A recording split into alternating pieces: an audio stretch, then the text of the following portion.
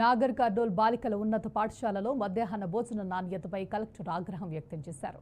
పాఠశాలను ఆకస్మికంగా సందర్శించిన జిల్లా కలెక్టర్ బాధావత్ సంతోష్ విద్యార్థులతో కలిసి మధ్యాహ్న భోజనం చేశారు.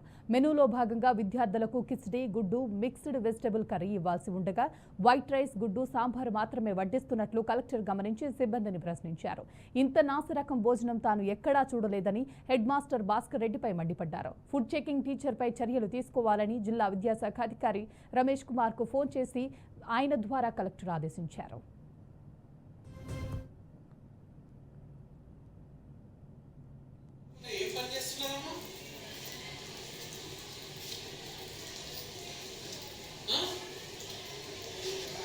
ఎందుకు యాక్షన్ తీసుకోవద్దు మీ మీద?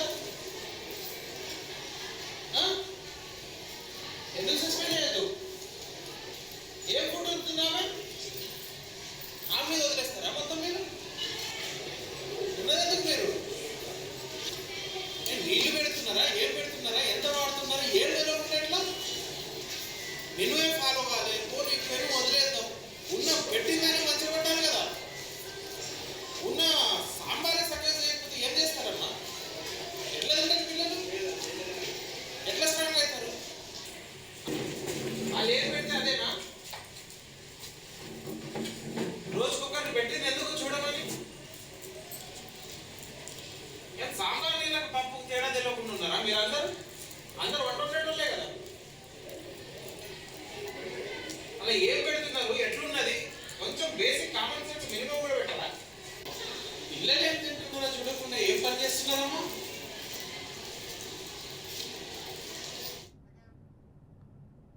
అనంతపురం జిల్లా తాడిపత్రిలో హత్య చేసిన ఘటన కలకలం రేపుతోంది. లారీ డ్రైవర్ సుధాకర్ తన భార్య శ్రీలేఖను గొంతు నిమిలి హత్య చేశాడు. అనంతరం పెద్దపప్పూరు మండలం పుచ్చుమోట అటవీ ప్రాంతంలో ఆమె మృతదేహాన్ని పడేసి పెద్దపప్పూరు పోలీస్ స్టేషన్లో లొంగిపోయాడు. భార్య వివాహేతర సంబంధం కలిగి ఉన్నట్లు అనుమానించిన సుధాకర్ హత్య చేసినట్లు తెలుస్తోంది. పోలీసులు సుధాకర్ను అదుపులోకి తీసుకుని డాగ్ స్క్వాడ్ సహాయంతో సాక్ష్యాలు చిరకరిస్తున్నారు. శ్రీలేఖ మృతదేహాన్ని పోస్టుమార్టం కోసం తాడిపత్రి ప్రభుత్వ ఆసుపత్రికి తరలించారు.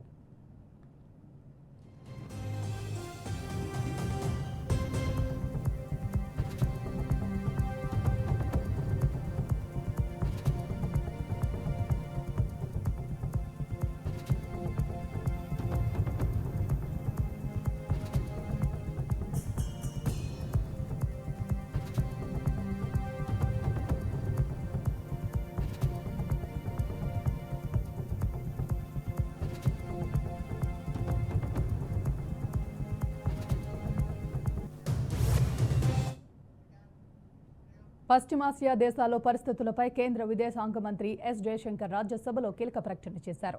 పశ్చిమాసియా దేశాల్లో పరిస్థితులను భారత ప్రభుత్వం నిశ్చితంగా పరిశీలిస్తుందని అన్నారు. గల్ఫ్ దేశాల్లోని భారతీయుల భద్రతకు కేంద్రం కట్టుబడి ఉందని తేల్చి చెప్పారు. క్రూడ్ ఆయిల్ కోసం దేశ ప్రజల ప్రయోజనాలను తాకట్టు పెట్టబోమని స్పష్టం చేశారు. భారతీయుల ప్రయోజనాలకి అత్యంత ప్రాధాన్యత ఇస్తామని జయశంకర్ వెల్లడించారు.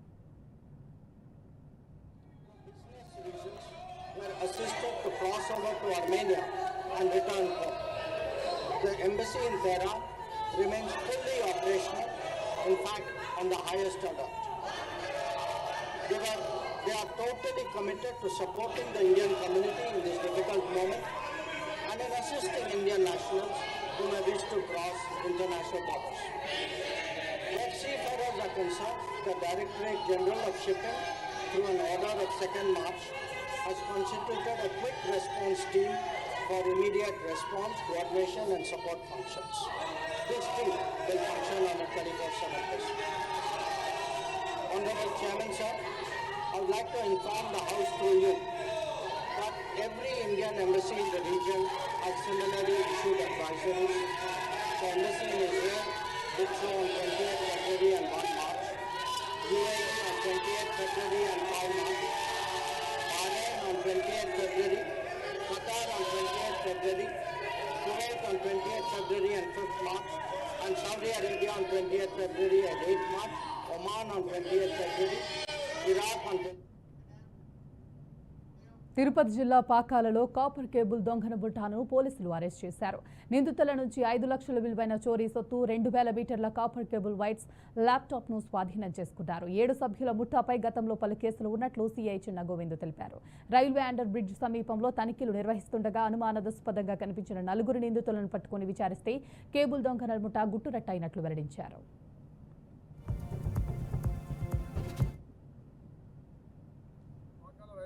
అండర్ బ్రిడ్జ్ దగ్గర ఒక ఆటోలో 4 వ్యక్తులు ఉంటూ అక్కడ ఏదో రాగి వైర్లు పంచుకుంటున్నారు అనే సమాచారం మాకు రావడంతో మేము ఇమీడియట్గా సీన్కి రష్ చేయడం జరిగింది.